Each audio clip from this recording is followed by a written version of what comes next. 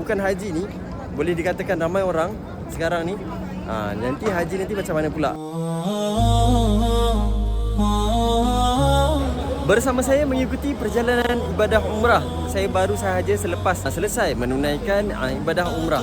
Dan ini adalah ibadah umrah yang kedua sebenarnya. Ibadah umrah saya yang pertama saya sempat tunaikan waktu pertama kali kita sampai dekat Mekah ni, pada waktu pagi Isnin tu, awal pagi Isnin tu kan. Jadi alhamdulillah itu adalah ibadah umrah yang pertama. Dan hari ini pada hari Selasa saya dah menunaikan ibadah umrah yang kedua. Yang mana orang kata ibadah umrah yang kedua ataupun yang ketiga ni adalah untuk menyempurnakan ibadah umrah kita yang pertama.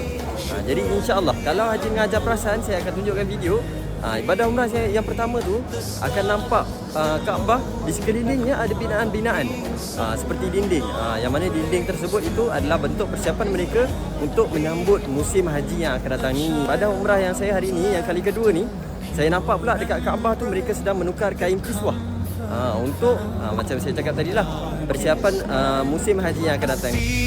That grows a bird in flight.